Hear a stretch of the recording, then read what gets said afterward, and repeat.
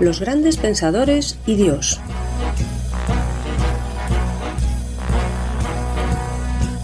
¿Qué pensaban acerca de Dios las grandes mentes que nos han legado su saber? ¿Su opinión acerca de Dios condicionó su vida? Los grandes pensadores y Dios es una serie de entrevistas con el profesor Javier Álvarez Ballesteros, doctor en filosofía, catedrático de bachillerato y profesor en la Facultad de Teología Evangélica. Cada semana, en este mismo día y a esta misma hora, presentada por Daniel Baluja, podrás escuchar aquí una nueva entrevista que te descubrirá, de forma amena y sencilla, las inquietudes existenciales de los sabios a lo largo de la historia.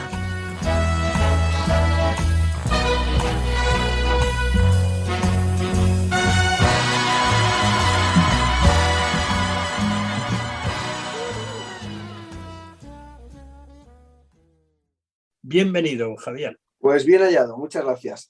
Hay una pregunta muy interesante que seguro que a los que escuchan el programa les va a interesar. ¿Existe una filosofía cristiana? Bueno, pues empezamos bien.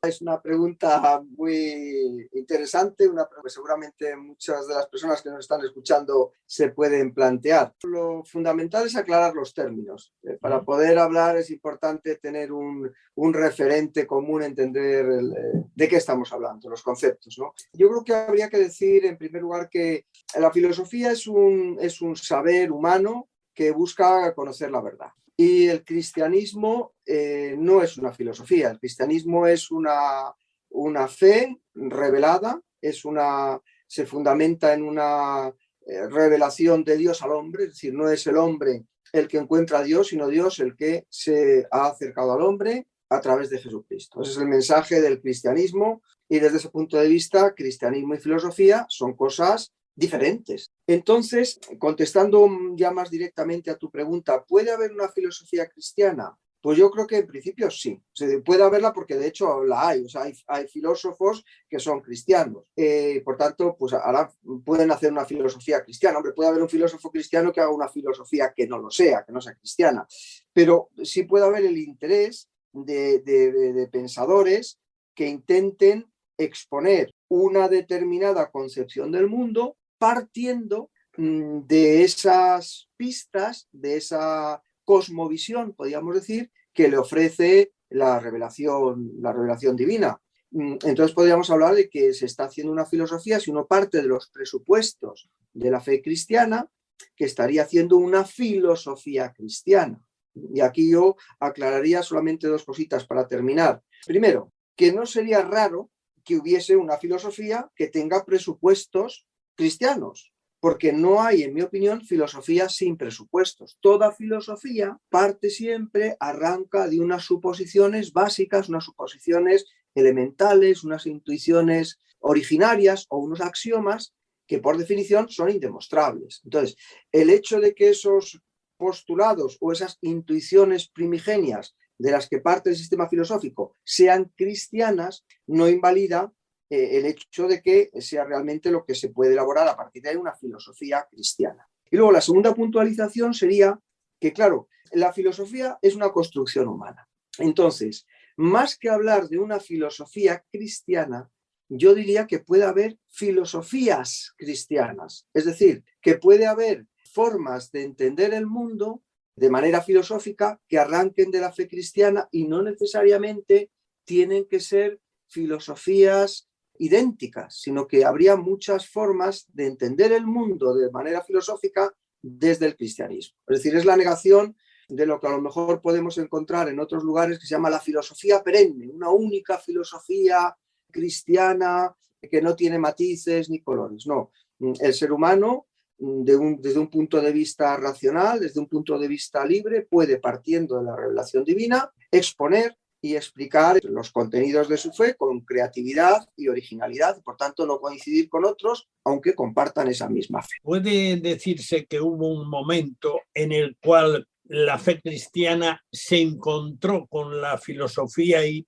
en cierta manera se fusionó? Con el cristianismo, que se produjo un encuentro entre cristianismo y filosofía desde el punto de vista histórico? Sí, yo creo que sí. En un primer momento el cristianismo es una religión judía es un grupo dentro del judaísmo del siglo I, formado por judíos que tienen como base la revelación divina, una serie de prácticas también rituales, los sacrificios en el templo, una serie de costumbres, una serie de libros sagrados también, una serie de prácticas religiosas, y el cristianismo originario se mueve en este terreno. ¿Qué es lo que ocurre? Que mientras que el cristianismo está dentro de este ámbito judío, pues digamos la manera de hacer prosélitos o de llevar este mensaje nuevo del Evangelio, que es precisamente que la esperanza del judaísmo, que es la venida del Mesías, se ha hecho realidad, se ha cumplido en la persona de Jesús, que comentábamos en otro programa, que cuando llega el cumplimiento del tiempo, Dios envía a su Hijo. Entonces los cristianos, judío-cristianos, están diciendo a sus correligionarios, mirad, el tiempo ha llegado, el Mesías ha venido. Y claro, pues habría otros que dirían, bueno, ¿y cómo sabemos que era el Mesías? Entonces, digamos, el referente es, pues vamos a lo que dicen nuestros profetas, vamos a ver qué es lo que nos dice la ley, vamos a ver qué es lo que dice nuestra esperanza, nuestra creencia. Y entonces razonaban unos con otros utilizando las escrituras. Claro, ¿qué es lo que ocurre? Que cuando este mensaje trasciende el ámbito del judaísmo y llega a los gentiles, ahí es cuando se va a producir el choque de la filosofía y el cristianismo. Lo veíamos el otro día también al hablar de Pablo en Atenas, ¿verdad? Ahí a Pablo se encuentra con una serie de personajes que no conocen para nada al Dios judío, mucho menos al Dios cristiano. Y claro, cuando Pablo va a hablar con ellos, ya no puede utilizar las Sagradas Escrituras como referente para decir, mira, es que se han cumplido las profecías, porque ellos van a decir, bueno, ¿y este Isaías quién era? Y este Jeremías, pues a mí no me suena de nada. Yo conozco a Homero, a Hesíodo, a Tales de Mileto, a Platón, pero a mí Jeremías o Moisés, pues no me dicen nada. Entonces ahí se va a producir ese primer encuentro entre el cristianismo y la filosofía.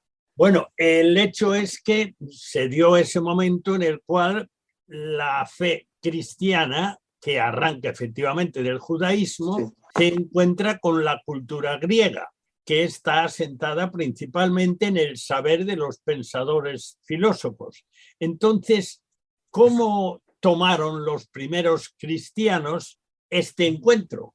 Los primeros cristianos en el ámbito de cultura griega, sobre todo. Ajá. Bueno, pues efectivamente se produce ese encuentro, ese choque, ¿verdad? Porque era una cosa, tanto para unos como para otros, absolutamente novedosa, especialmente para los griegos de cultura tradicional, de cultura pagana, pues este mensaje nuevo provoca cierta incertidumbre, cierta inseguridad. Ya también aparece claramente, ¿no? Como cuando empiezan a hablar de la resurrección, ¿verdad? Los que estaban allí se escapan, ¿no? ¿Cómo lo tomaron los cristianos, los primeros cristianos, este choque, este encuentro? Pues de maneras muy distintas, porque también el cristianismo primitivo fue un fenómeno bastante plural. Esto sería un tema también para hablarlo en otro momento con más extensión. Es decir, el cristianismo tardó en constituirse como una doctrina absolutamente uniforme. Pensemos que en estos momentos, en este primer momento, no hay ni siquiera un canon de lo que será el Nuevo Testamento. Está todo en formación. O sea, el cristianismo, este cristianismo primitivo está formándose. Entonces, surgen distintos grupos y distintas formas de entender la relación de la fe, de esta nueva fe, especialmente de la fe cristiana, con la sabiduría de los paganos. Entonces, veremos, por ejemplo, posturas que son heréticas, como por ejemplo el gnosticismo, que algunos dicen los cristianismos perdidos y meten a los gnósticos como si fueran cristianos, aunque el apóstol Juan dice salieron de nosotros porque no eran de nosotros, ¿no? Pero estos gnósticos lo que hacían era decir que la fe era una especie de vulgarización de un saber filosófico más profundo. O sea, los gnósticos, algunos de ellos afirmaban ser cristianos, decían, el verdadero conocimiento está en la filosofía. Este conocimiento es para los ilustrados, para los que conocen los arcanos y los misterios del conocimiento filosófico, y la religión, la fe, es para gente sencillas y que no tienen mucha capacidad. Es decir, los gnósticos primaban la filosofía sobre la revelación. Luego estaría, digamos, la postura opuesta, los que primaban, los que hacían del mensaje revelado algo superior completamente a la filosofía, y no solo superior, sino irreconciliable con la filosofía. Tenemos ahí, por ejemplo, la figura de Tertuliano. Tertuliano, que es un personaje, es un jurista, pero es un pensador muy profundo. Él introduce el término Trinidad, o sea que es un como pensador, aunque va a ser antifilósofo de alguna manera, pero como teólogo y como pensador es un tipo de mucha entidad, ¿no? Pero Tertuliano decía, creo porque es absurdo. O sea, lo que dice Tertuliano es la filosofía es la sabiduría de este mundo, y la sabiduría de este mundo no tiene nada, absolutamente nada que ver con la fe cristiana. Él se pregunta, fíjate que pregunta más curiosa, más radical, dice, ¿qué tiene que ver Atenas con Jerusalén? Atenas, la cuna de la filosofía, con Jerusalén, que es de donde viene la salvación de los judíos. Es más, dice Tertuliano, todas las herejías que está atravesando la Iglesia en este momento, dice, son resultado de la filosofía. Entonces, la filosofía es una especie de saber diabólico, de un saber nefasto, que no tiene nada que ver, desde luego, con la fe. De hecho, lo que quiso Dios es salvarnos por la locura de la predicación.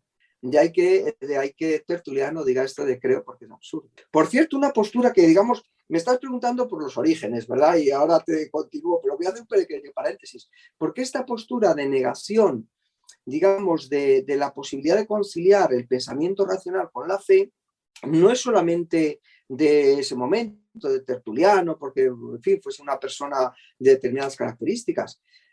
Esta negación de la razón respecto a la posibilidad de alcanzar la salvación, la vamos a encontrar en Lutero, la vamos a encontrar en pensadores más actuales, más modernos, como el propio Kierkegaard. Kierkegaard habla del salto de la fe. O sea, el ser humano no se salva por un razonamiento, ¿no? Sino que llega un momento, ni por la ética, por ser bueno, sino que llega un momento en el que el ser humano tiene que creer en Dios en contra de toda razón. Kierkegaard pone el ejemplo de Abraham, cuando Dios le manda a sacrificar a su hijo. Es decir, eso, digamos, va en contra de cualquier ética humana, de cualquier ética filosófica. ¿Cómo voy a matar yo a alguien? Y más matar a mi hijo. Entonces, dice Kierkegaard, es que el hombre de fe va más allá del pensamiento estético, del pensamiento racional, y va incluso más allá de la ética. Y tiene que dar el salto de confianza, de dejarse en las manos de Dios, de un Dios que sabe, que controla todas las cosas. O la teología de Calvart, etcétera. Pero ya de estas cosas me imagino que hablaremos otro día. Bien, el caso es que está esta postura negativa. Hay una postura negativa. Pero hay también una postura positiva en algunos cristianos, en algunos de los primeros padres de la Iglesia, que lo que decían es que de la misma manera que los profetas habían preparado al pueblo de Israel para la venida de Jesús, los verdaderos filósofos, porque muchos padres de la Iglesia distinguen entre la verdadera filosofía y la filosofía falsa, muchos filósofos verdaderos, entre ellos Sócrates, por ejemplo, es citado, o algunas especulaciones, algunas reflexiones de Platón, pues habían preparado el camino para que los gentiles, cuando llegase el tiempo, pudiesen recibir al Mesías. ¿Por qué? Pues porque los filósofos griegos, muchos de ellos, habían realizado una crítica demoledora de la superstición y del politeísmo pagano. Entonces, estos padres de la Iglesia veían que la filosofía no solamente no era enemiga de la fe, sino que la filosofía había sido una propedéutica, un camino preparatorio para que los gentiles, los paganos, recibiesen la revelación divina. Y entre ellos también, pues, cabría destacar a un pensador importantísimo que me encantaría que algún día pues dedicáramos un tiempo, un programa incluso para hablar de él, que era Justino. Justino, que fue filósofo, pero que también fue mártir. Es decir, Justino es un pensador que está buscando la verdad, era filósofo de profesión y es un hombre pues que pasa por distintas escuelas de filosofía hasta que un día pues se encuentra con un viejecito que le va a contar, pues mira, es que lo que tú estás buscando, yo te voy a hablar de ello, es Jesús de Nazaret, que es el verbo de Dios, que es la razón de Dios, que se ha hecho carne. Entonces se le abren los ojos a Justino y Justino descubre, Justino que es un filósofo, descubre que lo que su filosofía ha estado buscando, al final era el mensaje precisamente que le está transmitiendo ese viejecito cristiano que le está hablando de Jesús. Y Justino, es decir, fue filósofo, siguió siendo filósofo, pero se le conoce también como Justino mártir, porque termina dando su vida por defender también la fe cristiana, por ser fiel a sus convicciones cristianas. Es decir, que hay esas dos posturas, una postura que podríamos llamar positiva y una postura que podríamos llamar negativa, los que aceptaron y los que negaron. Hay la creencia que al llegar la Edad Media se produjo una especie de apagón del saber, porque el saber estaba guardado, especialmente en los monasterios, y entonces en ese tiempo se apagó también la filosofía, o estaba ahí guardadita y algunos la cultivaban. Bueno, pues se habla de la Edad Media, ¿verdad? Como si fuera un paréntesis. Esta idea yo creo que es una idea muy, muy extendida, que la Edad Media, ya solo por el nombre, ¿verdad? Es como una especie de silencio entre la luminosidad del mundo clásico, de Grecia y de Roma clásicos, y el Renacimiento, que es precisamente otra vez renacer, volver a la cultura clásica grecolatina. Yo creo que esta idea de la Edad Media como una edad oscura, pues no es del todo una visión muy correcta. ¿Por qué? Pues, hombre, porque clasificar 1000 años de historia humana, que es prácticamente lo que dura la Edad Media, desde la caída del Imperio Romano de Occidente hasta la caída del Imperio Romano Oriental en Bizancio, son casi 1000 años, clasificarlo como media, como paréntesis o como oscuridad, pues a mí me parece muy forzado, porque durante ese tiempo los seres humanos eran como nosotros, eran seres que reían, que lloraban, que pensaban, que se hacían preguntas. Entonces es demasiado simplista, demasiado reduccionista intentar meter a toda la Edad Media con su pluralidad en ese cliché de oscuridad. Otros prefieren hablar de la edad de la fe. Fue el tiempo en el que Dios era, digamos, el eje central de todo, incluido el pensamiento filosófico. Claro, como Dios es el centro del pensamiento y de la cultura, algunos, como por ejemplo Hegel, van a decir, en la Edad Media no hubo filosofía. En la Edad Media no hubo filosofía porque la filosofía era una ancilla teológica, es decir, la filosofía era una sierva de la teología. Era, como dice Hegel en otro lugar, era teología disfrazada. La filosofía era, en el fondo, cristianismo, pero disfrazado con un barniz de erudición o, en fin, una capa superficial o un ropaje de filosofía.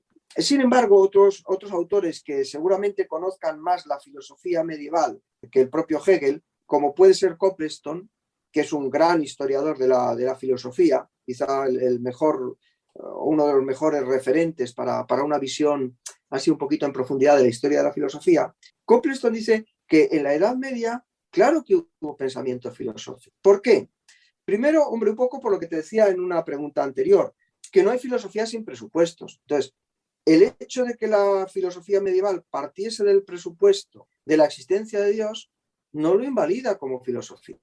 Y pensemos además que toda la filosofía medieval, no solo la cristiana, también la filosofía islámica y la filosofía judía parten en la Edad Media de la idea de Dios, pero esto no las descalifica, ninguna de ellas, como filosofías, porque toda filosofía tiene presupuestos.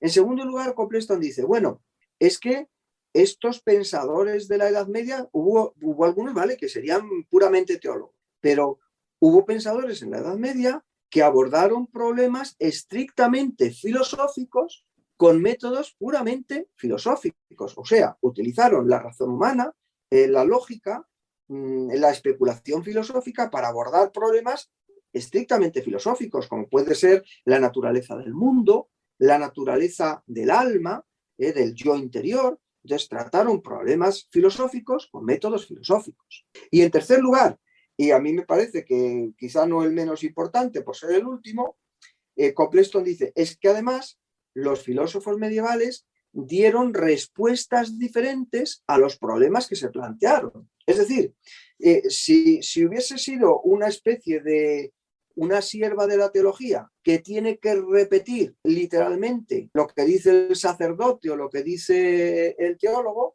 pues dirían todo lo mismo. Y lo que encontramos en el pensamiento medieval es una pluralidad y una riqueza pues muy grande, aunque es cierto que el fundamento, el punto de partida es siempre el mismo, que es que Dios existe y que el mundo de alguna manera pues nos explica, nos aclara o nos ejemplifica o nos explica esa propia existencia de Dios.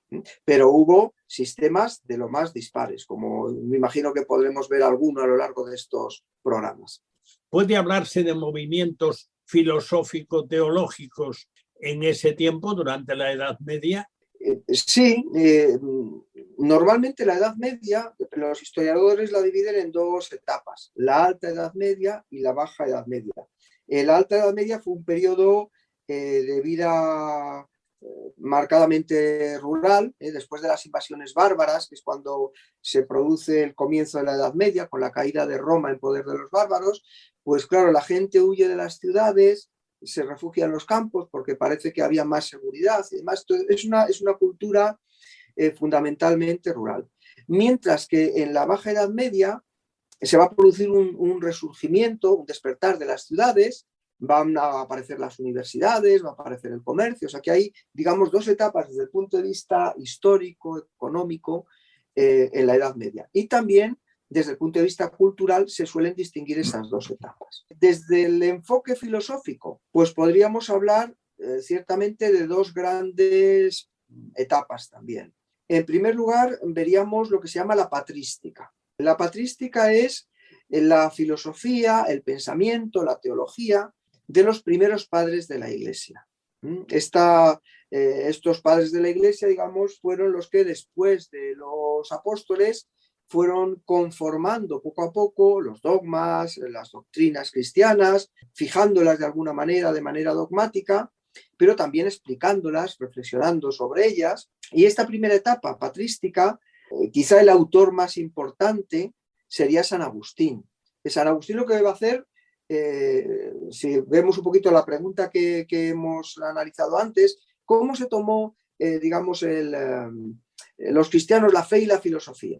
Pues San Agustín va a elaborar un sistema que va a englobar el pensamiento de los anteriores. Postura positiva, postura negativa, fe o razón.